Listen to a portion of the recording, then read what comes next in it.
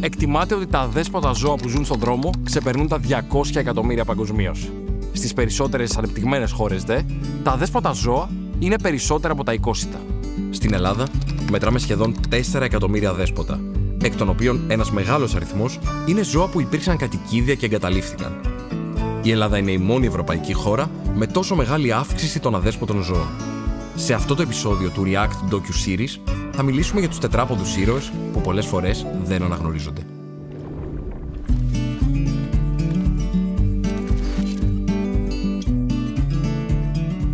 Έχουμε την τύχη να μας έχεις ανοίξει τις πόρτες του Dog Voice και θέλω να σε ρωτήσω τι ακριβώς είναι το Dog Voice. Δίνει πρακτικά φωνή σε ζώα στα οποία δεν έχουν? Είναι μια φωνή που ξεκίνησε το 2015 από την Έλενα Δέδε, που ξεκίνησε ως μια απλή πλατφόρμα στην οποία όλες οι φιλοζωικές έκαναν την εγγραφή τους και ανέβαζαν ουσιαστικά τα σκυλάκια τους προς υιοθεσία. Ήταν έτσι μια επικοινωνία, μια μεγάλη φωνή όλων των ζώων της Ελλάδας. Αυτό ακόμα υπάρχει. Αν μπείτε δηλαδή στο dogvoice.gr, εκτός από τα δικά μας σκυλάκια, θα δείτε και σκυλάκια άλλων φιλοζωικών. Ωστόσο, πλέον η Dog Voice έχει γίνει φωνή και των πυρόπληκτων ζώων. Έγινε φέτος για πρώτη φορά η φωνή των πλημμυροπαθών ζώων. Ουσιαστικά εμείς κάθε χρόνο, και λέω πάντα δυστυχώς, γιατί δεν είναι ευχάριστο το φαινόμενο των πυρκαγιών και των κρίσεων γενικότερα που συμβαίνει κάθε χρόνο πλέον, ενεργοποιείται η διαχείριση κρίσεων. Μπαίνουμε πάντα σε μια αντιπυρική περίοδο, στην οποία ξέρουμε ότι με το που έρθει η πρώτη πυρκαγιά, ενεργοποιείται ο μηχανισμός μας, στείλουμε το σταθμό πυρόπληκτων ζώων στο Γαλάτσι. Εδώ πρέπει να πούμε ακόμα ένα ευχαριστώ στο Δήμο Γαλατσίου, γιατί έχουμε μια συνεργασία και μια μεγάλη αγάπη. Μας παραχωρεί πάντα τα παλιά λατομεία ή το παλέ Γαλατσίου και πάμε εκεί και έρχονται όλοι μας οι εθελοντές. Έχουμε μια ομάδα εθελοντών που είναι περίπου 50 άτομα που κάθε χρόνο συναντιόμαστε αυτά τα 50 άτομα και ξέρουμε ότι όταν ανακοινωθεί ότι ανοίγει ο σταθμός θα έρθουν αυτοί οι 50 και θα παρουσιαστούν εκεί στο χώρο. Νιώθεις ότι με τα χρόνια το Dog Voice αποκτά μια πολυεπίπεδη δράση στην κοινωνία? Δηλαδή νιώθεις ότι ο κόσμος ξέρει τη δουλειά σας, αναγνωρίζει, βοηθάει? Πώς μπορεί να βοηθήσει κάποιος, ας πούμε? Κάποιος πλέον που έχουμε και το προσωρινό μας καταφύγιο, γιατί για όσους δεν ξέρουν, εμείς είμαστε μια φιλοζωική που δεν είχαμε ποτέ καταφύγιο και λειτουργούσαμε πάντα με φιλοξενίες. Δηλαδή φιλοξενούσε κάποιος εθελοντής ένα ζώο? Ακριβώς. Υπάρχει πάντα ενεργή φόρμα φιλοξενίας ενός ζώου, η οποία ενεργοποιείται κυρίως μετά από μια φυσική καταστροφή, φωτιά ας πούμε, που παίρνουν για να κλείσει η δομή των πυρόπληκτων ζώων, παίρνουν εθελοντές τα ζωάκια στο σπίτι τους, τα φιλοξενούν και μετά ενεργοποιείται η διαδικασία της υιοθεσίας. Τα ζώα που περιπλανώνται στους δρόμους έχουν προσδόκιμο ζωής που με τα βίας ξεπερνά τα 2 χρόνια, ενώ κινδυνεύουν καθημερινά από ασιτεία, ασθένειες, ατυχήματα, δηλητηριάσεις και παράνομο εμπόριο. Σε ολόκληρο τον κόσμο, μόνο μία χώρα έχει καταφέρει να μην έχει ούτε ένα αδέσποτο ζώο: η Ολλανδία. Γιατί όχι και η Ελλάδα? Ποια είναι τα προβλήματα που αντιμετωπίζουμε σήμερα? Παράνομη αναπαραγωγή, ανεξέλεγκτες γένες, εγκατάλειψη, έλλειψη υποδομών, ανευθυνότητα. Υπάρχει μια μεγάλη φοβία, έως και στερεότυπο στην κοινωνία, ότι κάποια σκυλιά τα οποία είτε έχουν σωθεί από μεγάλες φυσικές καταστροφές, πλημμύρες, φωτιές, είτε έχουν κακοποιηθεί σε μικρή ηλικία, ότι δεν θα καταφέρουν ποτέ να κοινωνικοποιηθούν και να ενταχθούν μέσα στο πλαίσιο μιας κανονικής οικογένειας. Και ήθελα να σε ρωτήσω, έχοντας δουλέψει με πάρα πολλά τέτοια σκυλιά, ποια βλέπετε ότι είναι η εξέλιξή τους? Προσπαθούμε πάντα να κάνουμε το σωστό τέριασμα. Γιατί είναι ένα ζώο, εμείς αυτό το ζώο το ονομάζουμε μέλος της οικογένειας στην οποία πρόκειται να ενταχθεί. Ως μέλος λοιπόν της οικογένειας πρέπει να ταιριάξει και να συμβιώσει αρμονικά με αυτή την οικογένεια. Προσπαθούμε να σπάσουμε και το ταμπού του διαμερίσματος, όχι μικρόσωμο, μόνο μεγαλόσωμο στην αυλή. Είναι και αυτό ένα ισχυρό ταμπού που πρέπει να σπάσει, γιατί αποδεδειγμένα και στατιστικά, με βάση τη δική μας εμπειρία τουλάχιστον, ένα σκυλάκι μεγαλόσωμο, όπως ας πούμε ο Νόντας, στο διαμέρισμα κοιμάται, πηγαίνει τη βόλτα του όταν τον πας, συμβιώνει απόλυτα αρμονικά με την οικογένεια η οποία τον φιλοξενεί, η οποία αποφάσισε να τον κάνει μέλος της. Και ένα μικρόσωμο σκυλάκι αντίστοιχα μπορεί να είναι πολύ πιο φασαριόζικο, πολύ πιο ζωηρό. Αυτό είναι έτσι θέμα πάντα χαρακτήρα. Εγώ αυτό προσπαθώ να περάσω στους ανθρώπους που θέλουν να ζήσουν αυτή την εμπειρία, ότι ένα ζώο δεν θέλω να το επιλέγει ο άλλος από το μέγεθός του, από το φατσάκι του, από το τρίχωμά του, αξίζει να το επιλέξει για το χαρακτήρα του. Γιατί αυτό που έχει να σου δώσει ένα δέσποτο ζώο, και μικρό να είναι και μεγάλο να είναι, είτε σε ηλικία είτε σε μέγεθος, είναι πάντα η αγάπη που δεν έχει νιώσει ποτέ. Και αυτό είναι το πιο ισχυρό κίνητρο, θεωρώ, για να μπει κάποιος σε αυτή τη διαδικασία.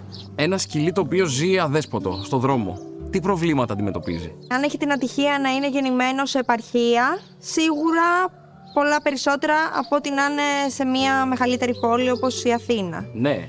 Οπότε σίγουρα στην επαρχία τα πράγματα είναι πάρα πολύ τραγικά και δυστυχώς δεν βελτιώνονται παρά μόνο γίνονται χειρότερα. Τι μπορούμε να κάνουμε πρακτικά για να βοηθήσουμε σε αυτό?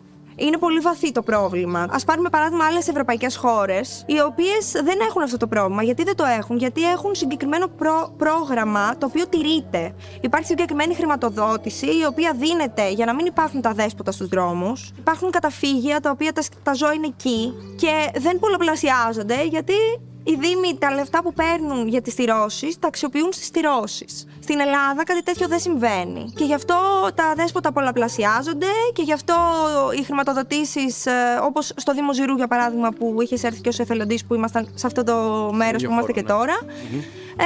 Αυτά τα ζώα ήταν σε ένα Δήμο ο οποίος είχε χρηματοδοτηθεί για να τα φροντίσει και δεν τα φρόντισε ποτέ.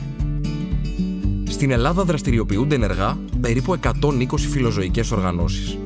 Ταυτόχρονα λειτουργούν 40 δημοτικά κοινοκομεία, στο 83% των οποίων οι συνθήκες διαβίωσης των ζώων είναι άθλιες.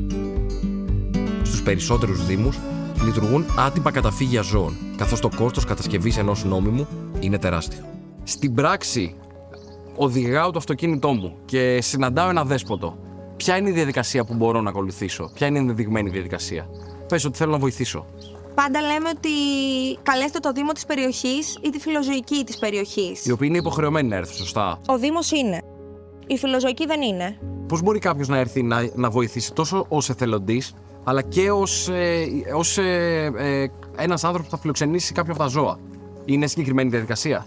Είναι συγκεκριμένη διαδικασία. Πάντα περνάει από μία και δύο βασικά συνεντεύξεις, και από μένα ως υπεύθυνη και από τους εκπαιδευτές μας.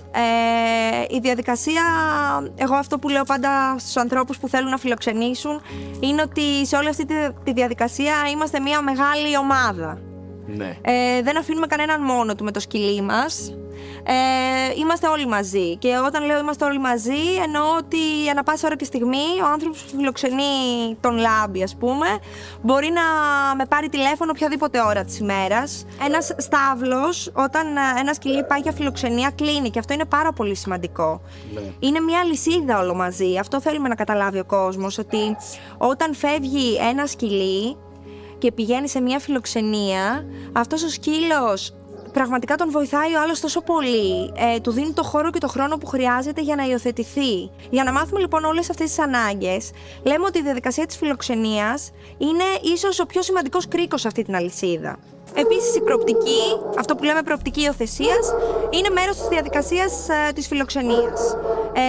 Ποτέ κανείς δεν υιοθετεί ένα σκυλάκι απευθείας. Δεν έρχεται δηλαδή κάποιος και μου λέει: Μαρίλα, εγώ θέλω να υιοθετήσω, και του λέω: τέλεια, το συμβόλαιο είναι εδώ, υπόγραψε.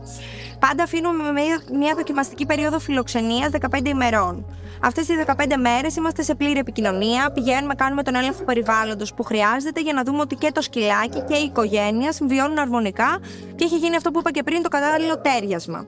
Αν έχουν γίνει όλα αυτά, εννοείται προχωράμε στο συμβόλαιο της υιοθεσίας και στα υπόλοιπα διαδικαστικά. Σχεδόν 1 στους 2 Έλληνες έχει τουλάχιστον ένα κατοικίδιο.